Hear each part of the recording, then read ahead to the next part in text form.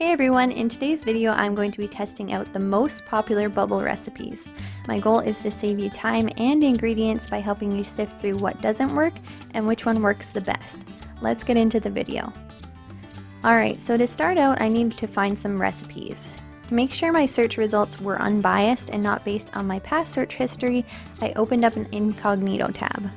From there I googled homemade bubble recipe, and I also googled bubble recipe.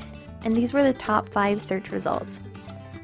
In number 1 we have the DIY Network, number 2 Happy Hooligans, number 3 Home Science Tools, number 4 Artful Parent, and number 5 The Spruce Crafts.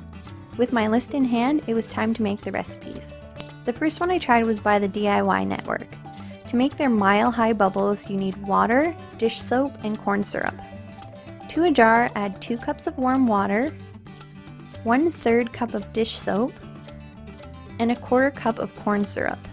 There were no instructions to add certain ingredients first, so I added everything together and gave it a gentle stir. Once it was finished, I used a funnel and poured it into a container. They said that this one can be used immediately, but does better if left sitting for a few hours. On that note, let's put both to the test. This recipe worked great, definitely a thumbs up from me. Next up was the recipe from Happy Hooligans. For this one you will need water, soap, cornstarch, baking powder, and glycerin.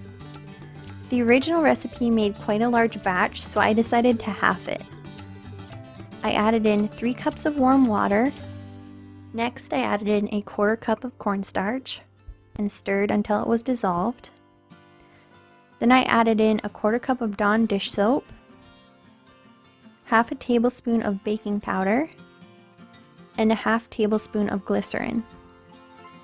There was a note in there that the cornstarch may not fully dissolve and might settle on the bottom, which did happen to mine, but it said it should not affect the quality of the bubbles.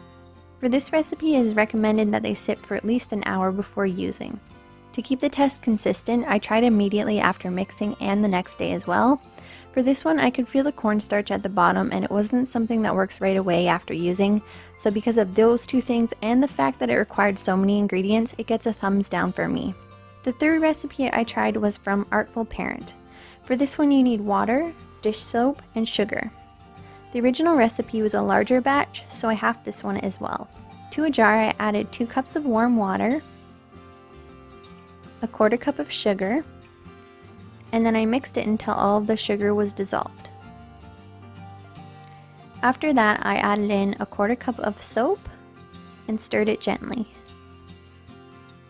This recipe also said that leaving it for a few hours or overnight would help them work better, but that it wasn't necessary. This one worked well right away, so I liked that. I also liked that the recipe was simple and easy to remember, and it required ingredients that I normally have in the house anyway. This one gets a thumbs up from me. Recipe number 4. This one is from the Spruce Crafts. For this recipe you need warm water, dish soap, and sugar. The previous one had the same ingredients, but the ratios for these recipes are completely different, so I was interested to see the difference. For this one it said to add a half cup of dish soap first, then add in 1.5 cups of warm water, then 2 teaspoons of sugar, and gently mix. This one didn't indicate if it should be left overnight or for a few hours, or if it was okay to be used immediately. This one is very comparable to the one that I tried from Artful Parent. It worked right away and the ingredients are the same, the ratios are just different. I honestly had a really hard time making a decision on which one worked best. I'm going to put them side by side and I would love to hear your opinion in the comments. Which one do you think works best? Last recipe. This one comes from Home Science Tools. For this one you need water, dish soap, and you have the option to either use corn syrup or glycerin, whichever you prefer. I decided to go with corn syrup. This recipe made a really big batch of bubbles, so I halved it. To a jar I added 3 cups of warm water and a half cup of Dawn dish soap. The directions say to gently mix to avoid making foam.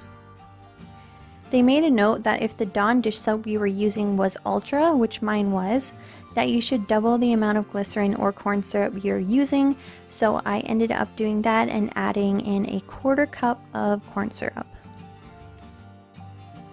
I stirred it to combine, and then I poured it into my container.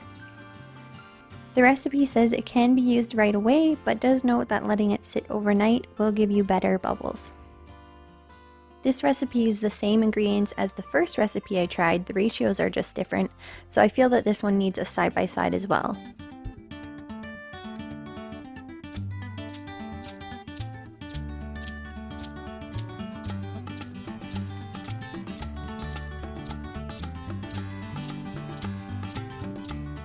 Alright, so after trying out all 5 recipes, which one did I think was the best?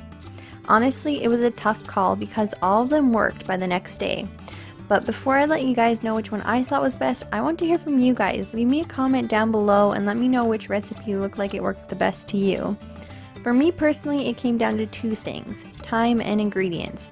I wanted a recipe that could be used immediately after mixing because whose kid is going to want to wait an hour or overnight before they can use the bubbles? And the other thing that I wanted was just something that required just a few simple ingredients, nothing complicated, just things that I normally have in the house. With that in mind, my top 2 picks were the Mile High Bubbles by the DIY Network and the Homemade Bubble Recipe by Artful Parent. I think the DIY Network's recipe works a little bit better because they use corn syrup instead of granulated sugar. However, if you're someone who doesn't normally have corn syrup in your house, you can't go wrong with this recipe by Artful Parent. I hope you enjoyed today's video. If you did, make sure to give it a like and go ahead and subscribe for more content like this. Thanks so much for watching. Bye!